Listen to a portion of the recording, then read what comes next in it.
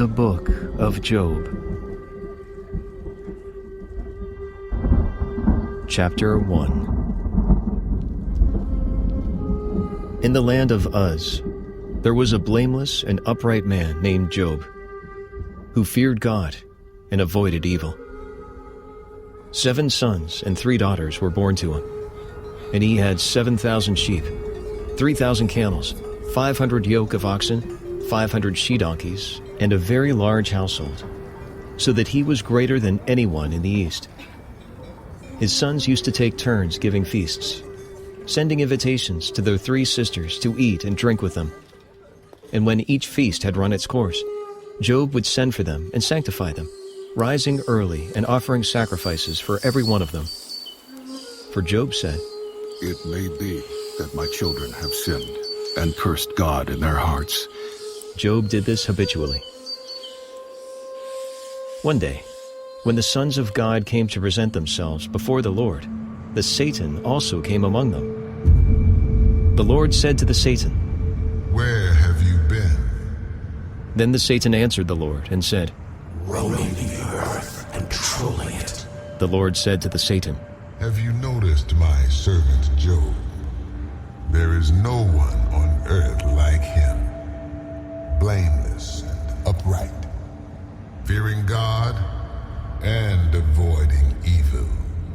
The Satan answered the Lord and said, "Is it for nothing that Job is God-fearing? Have you not surrounded him and his family and all that he has with your protection? You have blessed the work of his hands, and his livestock are spread over the land. But now put forth your hand and touch all that he has, and surely he will curse you to your face." The Lord said to the Satan, Very well. All that he has is in your power. Only do not lay a hand on him. So the Satan went forth from the presence of the Lord. One day, while his sons and daughters were eating and drinking wine in the house of their eldest brother, a messenger came to Job and said, "The oxen were plowing, and the donkeys grazing beside them, and the Sabaeans carried them off in a raid. They put the servants to the sword, and I alone have escaped to tell you." He was still speaking when another came and said, "God's fire has fallen from heaven and struck the sheep and the servants and consumed them. I alone have escaped to tell you." He was still speaking when another came and said, The Chaldeans formed 3 columns.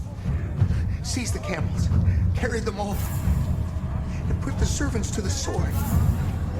I alone have escaped to tell you. He was still speaking when another came and said,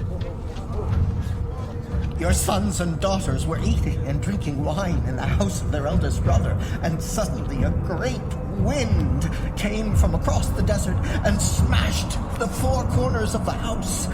It fell upon the young people, and they are dead. I alone have escaped to tell you." Then Job arose and tore his cloak and cut off his hair. He fell to the ground and worshipped. He said, Naked I came forth from my mother's womb, and naked shall I go back there. The Lord gave, and the Lord has taken away. Blessed be the name of the Lord. In all this, Job did not sin, nor did he charge God with wrong.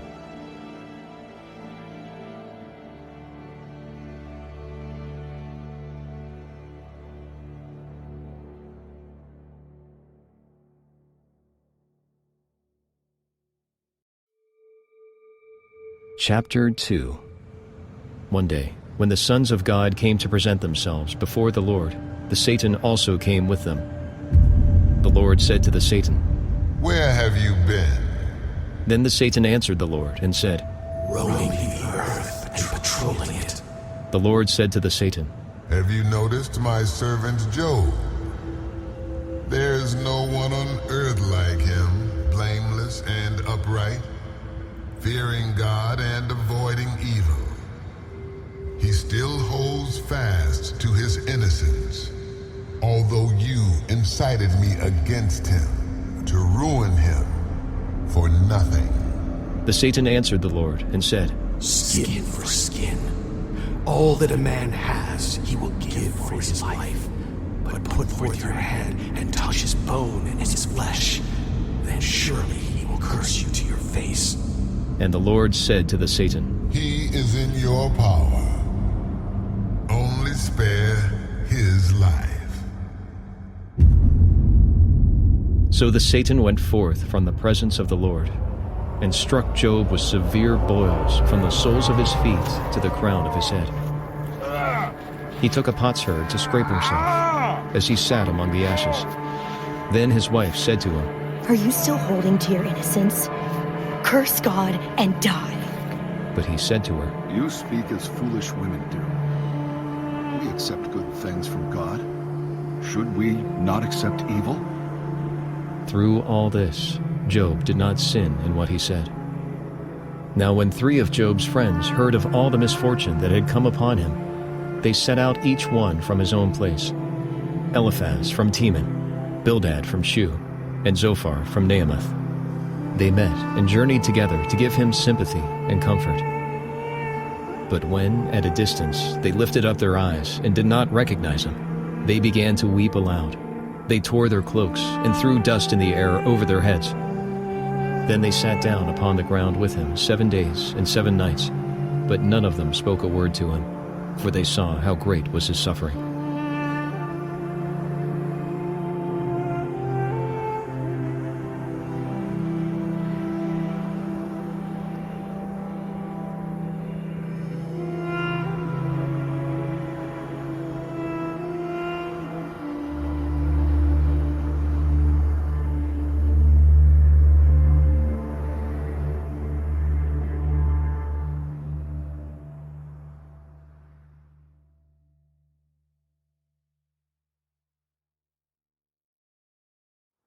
Chapter 3.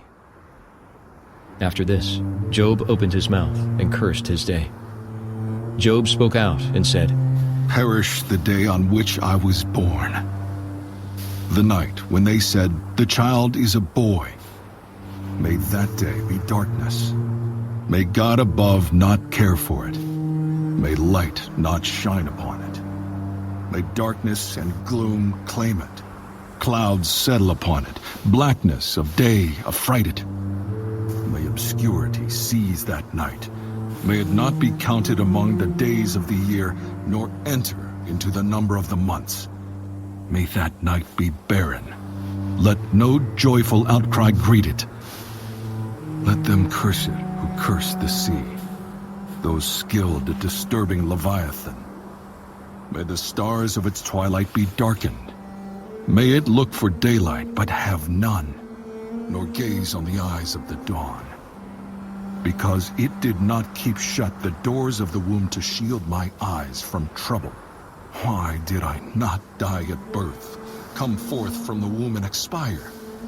Why did knees receive me, or breasts nurse me? For then I should have lain down and been tranquil. Had I slept, I should then have been at rest with kings and counselors of the earth who rebuilt what were ruins, or with princes who had gold and filled their houses with silver.